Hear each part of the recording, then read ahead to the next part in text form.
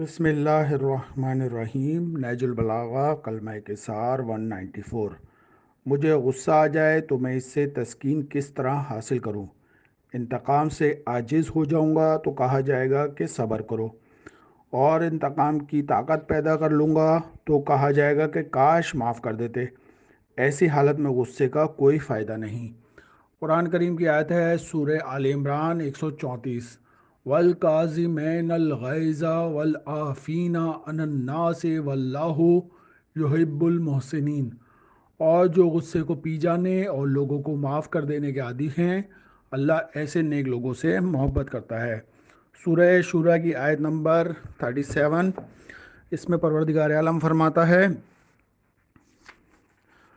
اور جب غصہ آ جاتا ہے تو معاف کر دیتے ہیں۔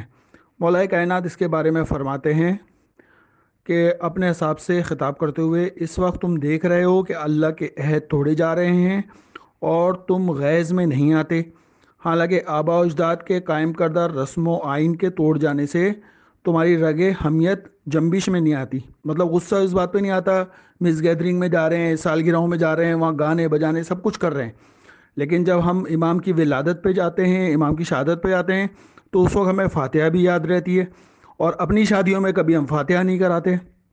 مولا کائنات فرماتے ہیں غصے کا توڑ جو ہے وہ حلم ہے۔ غصہ ہر برائی کی کنجی ہے۔ غصہ چھپے ہوئے کینوں کو ابھارتا ہے۔ غصہ ایسی برائی ہے کہ اگر اسے کھلا چھوڑ دیا جائے اور اس پر قابو نہ پایا جائے تو تباہ و برباد کر دے گا۔ غصہ زوال عقل کی سواری ہے۔ کثرت غصہ سے عقل زائل ہو جاتی ہے۔ غصہ غضبناک شخص کو برباد اور اس کے عیب ظاہر کر دیتا ہے۔ جو اپنے غصے کو کھلا چھوڑ دے اور اس پر قابو نہ پائے وہ جلد ہلاک ہو جاتا ہے۔ غصہ بہت برا ساتھی ہے، عیبوں کو ظاہر کر دیتا ہے، برائیوں کو نزدیک اور اچھائیوں کو دور کر دیتا ہے۔ اگر تم غصے کی تیزی کا شکار ہو گئے ہو تو وہ تمہیں تباہی کی آخری حدوں تک لے جائے گا۔ غصے کے حملے سے بچو اور جتنا ہو سکے غصے کو پی جانے کا ہتھیار تیار رکھو۔ غصہ عقل مند کے دل کو مردہ کر دیتا ہے۔ غصے سے بڑھ کر کوئی نسب پست نہیں، غصے سے پستر کوئی علامت نہیں۔ جاہلوں کی عادت یہ ہوتی ہے کہ وہ بات بات پر جلدی سے غصے میں آ جاتے ہیں۔ غصہ شیطان کا شرار ہے۔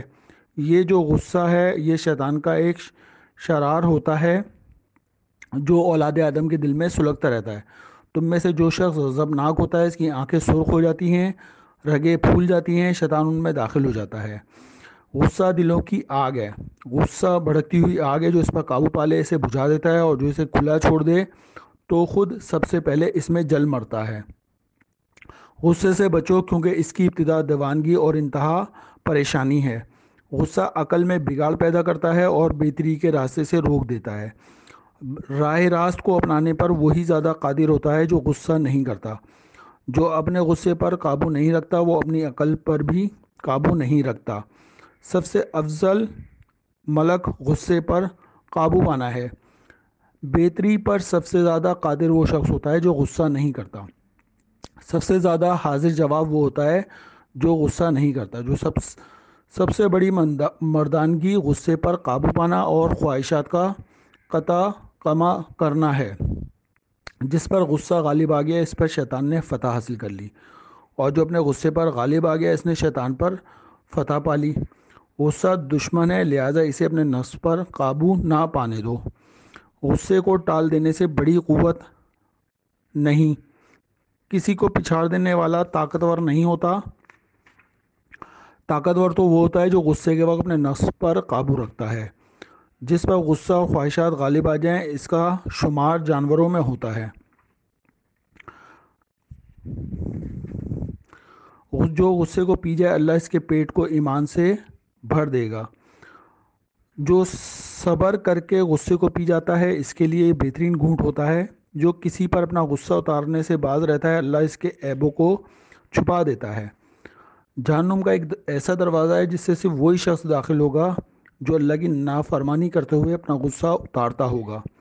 اللہ تعالیٰ نے حضرت داؤد علیہ السلام کی وحی کی، جب میرا بندہ غصے میں آ کر مجھے یاد کر لیتا ہے اور غصے پر قابو پا لیتا ہے تو میں قیامت کے دن تمام مخلوقات میں اسے یاد کروں گا اور اسے ہلاک ہونے والوں سے ہلاک نہیں ہونے دوں گا۔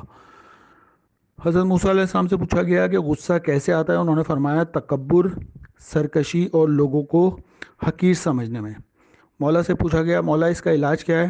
امام علیہ السلام نے فرمایا کبھی غصے میں نہ آنا، اگر کسی وقت غضبناک ہو جاؤ تو فوراً بیٹھ جاؤ اور یہ سوچو کہ اللہ تعالیٰ اپنے بندوں پر اپنی قدرت کے باوجود کتنا حلیم اور بردبار ہے۔ جب تمہیں یہ کہا جائے کہ خدا کو خوف کرو تو غصے کو تھوک دو اور اپنے حلم کی طرف لوٹ جاؤ۔ غصے کا علاج غصے کا علاج خاموشی سے اور خواہشات نفسانی کا علاج عقل سے کرو۔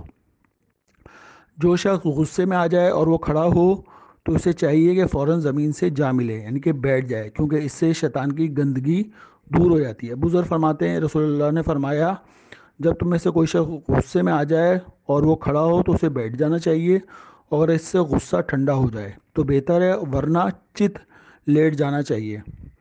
رسول خدا سے پوچھا کہ غصہ شیطان سے ہے اور شیطان آگ سے پیدا کیا گیا ہے، آگ کو پانی سے بجھایا جاتا ہے، لہذا جب بھی تم میں سے کسی شخص کو غصہ آ جائے تو اسے وضو کر لینا چاہیے۔ اس کے بارے میں ذیشان جوادی صاحب فرماتے ہیں کہ ارشاد گرامی کے ذریعے لوگوں کو صبر و تحمل کی تلقین کرنا چاہتے ہیں کہ انتقام عام طور سے قابل تعریف نہیں ہوتا۔ انسان مقام انتقام میں کمزور پڑ جاتا ہے تو لوگ ملامت کرتے ہیں، جب طاقت نہیں تھی تو انتقام لینے کی ضرورت ہی کیا تھی، اور طاقتور ثابت ہوتا ہے تو کہتے ہیں کہ کمزور آدمی سے کیا انتقام لینا، مقابلہ کسی برابر والے سے کرنا چاہیے تھا۔